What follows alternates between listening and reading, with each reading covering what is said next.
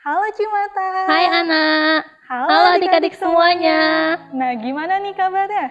Sehat-sehat semuanya kan? Aku sih sehat ya, Ci. Wah, puji Tuhan ya nak. Amin. Nah, adik-adik, sebentar lagi kita ingin memulai ibadah sekolah minggu kita loh. Jadi yang lagi main HP, yang lagi makan, yang lagi nonton, stop dulu. Fokus dulu ke ibadah sekolah minggu kita hari ini, oke? Nah, untuk sebagai lagu pembuka, kita mau mengucap syukur sama Tuhan karena semakin hari kita tuh udah bertumbuh dengan dewasa. Nah, untuk kita nyanyikan lagu Bapakku Datang Padamu.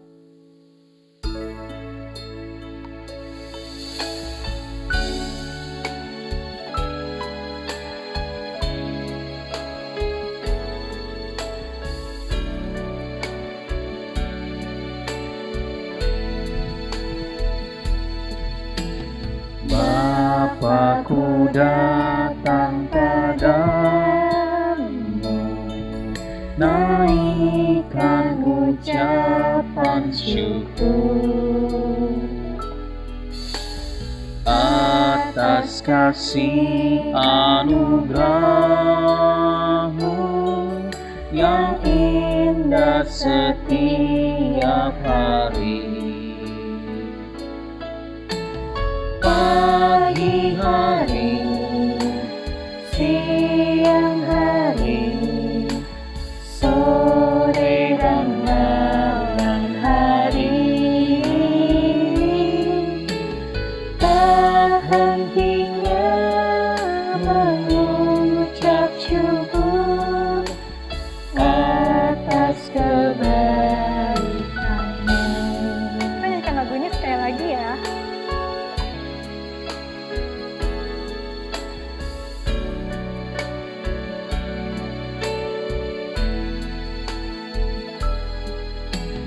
Bapakku datang padamu,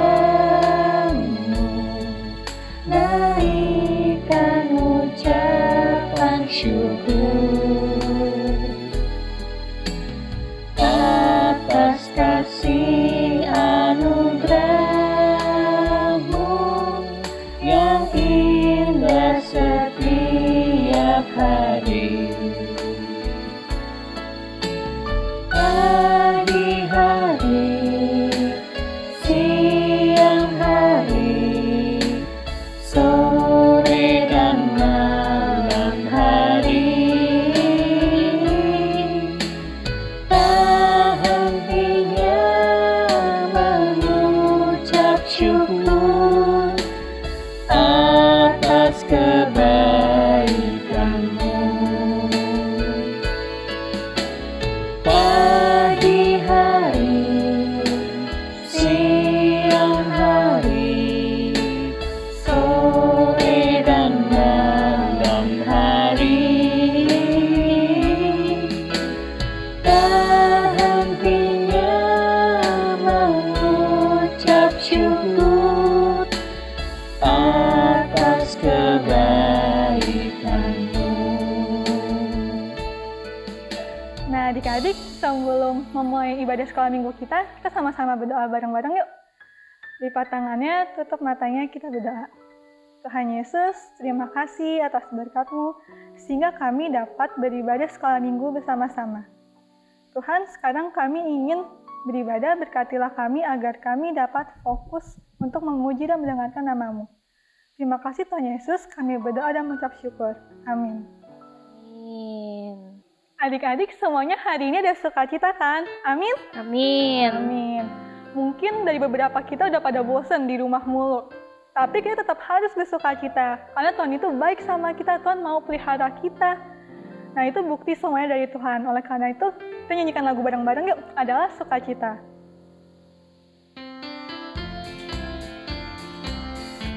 Adik-adik semua ikutin gerakan Cici ya.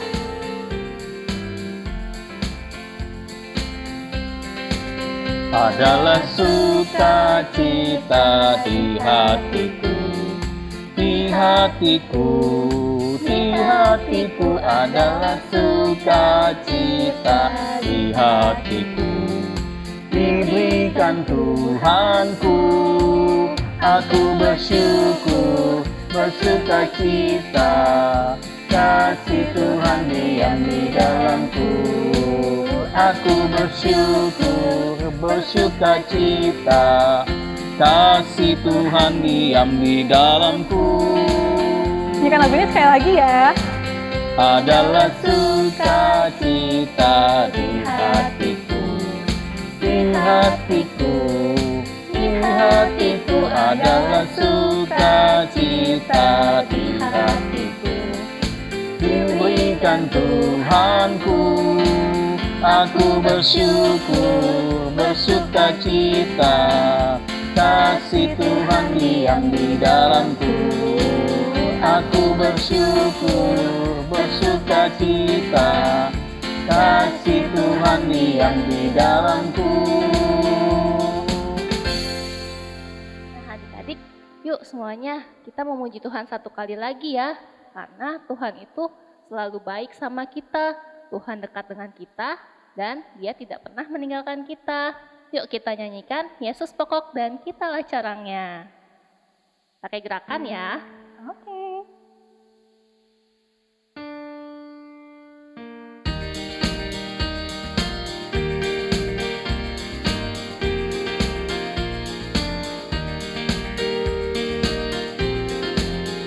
Yesus pokok dan kitalah caranya, tinggallah di dalamnya. Yesus pokok dan kitalah caranya, tinggallah di dalamnya. Yesus pokok dan kitalah caranya, tinggallah di dalamnya. Pastilah kau akan berbuah. Yesus cintaku, ku cinta kau, kau cinta Dia. Yesus cintaku, ku cinta kau, kau cinta Dia. Yesus pokok dan kitalah caranya, tinggallah di dalamnya. Yesus pokok dan kitalah caranya, tinggallah di dalamnya. Yesus pokok dan kitalah caranya, tinggallah di dalamnya. Pastilah kau akan berbuah.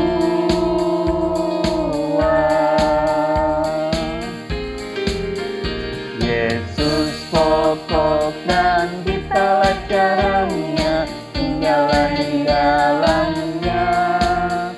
Yesus pokok dan kitalah caranya, tinggallah di dalamnya. Yesus pokok dan kitalah caranya, tinggallah di dalamnya. Pastilah kau akan berbuah.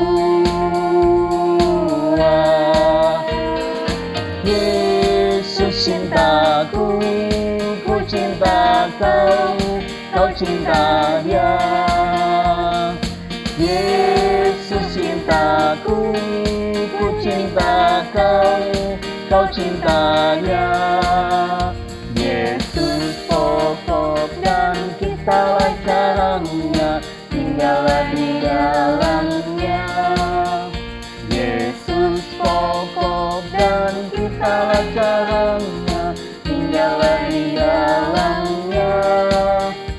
Yesus pokok dan kitalah caranya, tinggallah di dalamnya.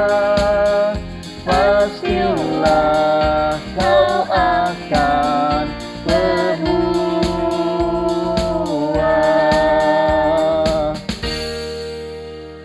Nah, sekarang saatnya kita akan mendengarkan firman Tuhan.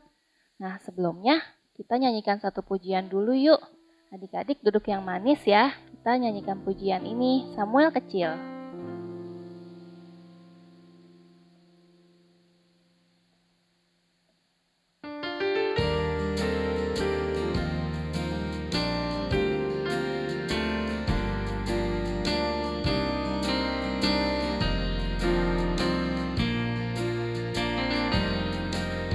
Mari Tuhan berfirman-Lah.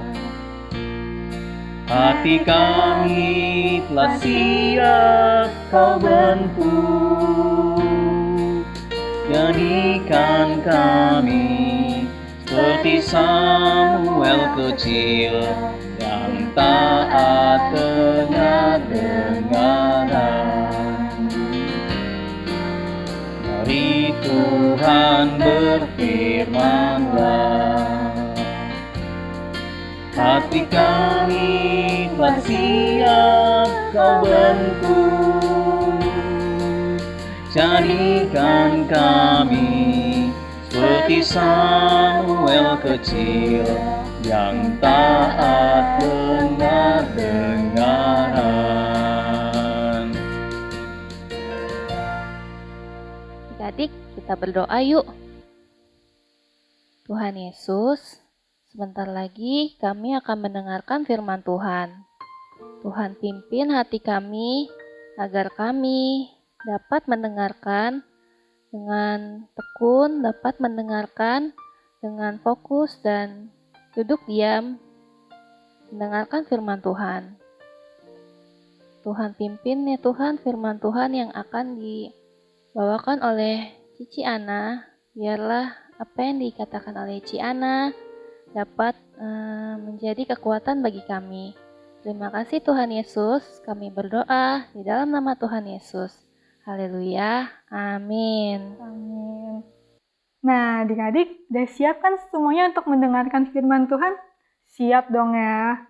Nah, sekarang hari ini Cici tuh mau cerita tentang Petrus dan Yohanes di penjara, yang terambil dari Kisah Para Rasul 4 ayat 1 sampai 31. Petrus dan Yohanes di penjara.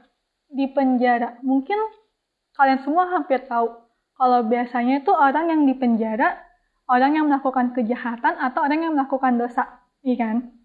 Tapi untuk kasus ini, itu tuh beda banget. Petrus sama Yohanes nggak melakukan kejahatan, bahkan nggak melakukan dosa juga. Malah bisa dibilang Petrus dan Yohanes itu melakukan kebaikan. Mereka memberitakan firman Tuhan. Nah, terus kalau gitu, kenapa dong mereka di penjara? Nah, jadi walaupun Petrus dan Yohanes itu memberitakan firman Tuhan, tapi ada tuh orang-orang yang nggak suka sama mereka. Netizen-netizen yang nggak demen deh kalau Tuhan itu semakin dikenal sama banyak orang. Nah, orang-orang yang nggak demen atau nggak suka itu yaitu para imam, pemimpin Yahudi, dan orang-orang Saduki. Jadi para imam, pemimpin Yahudi, dan orang-orang Saduki itu nggak senang kalau Tuhan itu semakin dikenal. Oh iya, sebelumnya, kalian ingat nggak cerita minggu lalu yang tentang orang lumpuh disembuhkan? Nah, jadi saat itu ada Petrus dan Yohanes yang lagi khotbah. Dan cerita itu tuh terkenal banget di satu Yerusalem. Bahkan para imam pun juga mendengar hal itu. Tapi, hal inilah yang membuat para imam itu makin nggak suka sama mereka. Para imam itu makin benci sama mereka. Akhirnya, para imam pun menyuruh pasukan-pasukan untuk menangkap Petrus dan Yohanes. Jadi, walaupun Petrus sama Yohanes nggak melakukan dosa, tapi mereka tetap ditangkap dan dipenjara selama 1 malam. Nah, tapi kalau kita yang ditangkap atau dipenjara, mungkin kita akan ngerasa takut. Tapi gimana dengan Petrus dan Yohanes? Takut nggak sih mereka? Nah, mereka nggak takut sama sekali. Loh, kok bisa nggak takut sama sekali? Nah, jadi mereka itu ada Roh Kudus di dalam hati mereka. Mereka percaya kalau Roh Kudus itu akan memberikan mereka keberanian. Nah, jadi keesokan harinya, para pemimpin agama dan para imam itu mulai manggil Petrus sama Yohanes untuk ke ruang pengadilan. Bahkan orang yang benci sama Tuhan bertanya sama Petrus dan Yohanes, dari mana sih kuasa kalian untuk nyembuhin orang lumpuh itu? Nah, tapi karena Petrus sama Yohanes tidak takut sama sekali, mereka pun berani menjawab, Tuhan, bagaimana orang ini bisa sembuh kayak gini, bisa berdiri kayak gini, punya badan yang sehat kayak gini? Itu semua tuh karena kuasa dari Tuhan Yesus yang udah kamu salibkan kemarin. Tetapi Allah membangkitkan dia dari antara orang mati. Dan tidak ada yang menyelamatkan kecuali Tuhan Yesus Kristus. Nah, para imam yang mendengar hal itu mulai heran, mulai bingung. Karena kalau kita ingat-ingat lagi nih ya, Petrus contohnya. Petrus itu bukan orang yang mempelajari agama secara khusus. Petrus itu dulunya cuma seorang nelayan di Danau Galilea. Tapi Petrus bisa menjawab sebegitu kerennya, sebegitu wow-nya. Nah, jadi hal itulah yang membuat para pemimpin agama mulai bingung tuh. Kenapa bisa Petrus berkata kayak gitu? Nah, setelah itu para pemimpin agama menyuruh Petrus dan Yohanes untuk keluar dari ruang pengadilan. Tapi para pemimpin agama itu mulai bingung kenapa mereka nggak bisa jawab perkataan dari Petrus. Akhirnya para pemimpin agama itu pun saling bertanya satu sama lain. Jadi, apa nih harus kita lakuin? Apa yang harus kita perbuat? Nggak mungkin kan kita bawa mereka lagi ke penjara, kita tahan mereka lagi. Karena bisa aja sekarang semua orang di Yerusalem itu udah tahu kalau mereka dapat menyembuhkan orang lumpuh dalam nama Yesus. Nah, akhirnya setelah para pemimpin agama itu mulai bingung-bingung gitu, akhirnya mereka udah dapat satu keputusan, yaitu mereka menyuruh Petrus sama Yohanes untuk tidak berbicara lagi tentang Tuhan Yesus. Suruh mereka pokoknya stop deh ngomongin Tuhan Yesus. Tapi walaupun gitu, apakah Petrus dan Yohanes mau mengikutinya? Tentu tidak. Petrus dan Yohanes menjawab, "Silahkan deh kamu putuskan sendiri, mana yang benar di hadapan Allah, taat kepada kamu atau taat kepada Allah. Kami harus menceritakan tentang semua yang telah kami dengar dan lihat waktu kami bersama dengan Tuhan Yesus." Para pemimpin itu pun hanya dapat mengancam dengan keras. Tapi akhirnya, ya Petrus sama Yohanes nggak bakal menurutinya. Tetapi akhirnya mereka tetap dilepaskan dan boleh pulang. Setelah dibebaskan, Petrus sama Yohanes langsung ke rumah sahabat mereka. Sahabat-sahabat mereka yang rajin berdoa untuk mereka. Nah, sahabatnya yang tahu kalau Petrus dan Yohanes udah boleh pulang, udah bebas, mereka langsung mengelilingi Petrus dan Yohanes dengan penuh sukacita. Karena Tuhan telah mendengar doa mereka. Akhirnya Petrus dan Yohanes pun menceritakan ulang kejadian yang mereka alami. Dari mereka ditangkap, dipenjara, bahkan di ruang pengadilan yang mereka dilarang untuk menceritakan tentang Tuhan Yesus. Nah, mendengar hal itu, sahabat-sahabat Petrus dan Yohanes pun mulai berdoa kembali. Tuhan, Engkaulah yang menjadikan langit dan bumi, beserta dengan isinya. Tapi lihatlah, bagaimana para pemimpin agama mengancam kami. Jadikan kami berani untuk tetap memberitakan firman-Mu. Berikanlah kuasa-Mu kepada kami, supaya orang sakit dapat disembuhkan, dan banyak hal ajaib terjadi dalam nama Tuhan Yesus. Setelah selesai berdoa, Tuhan langsung membuat keajaiban.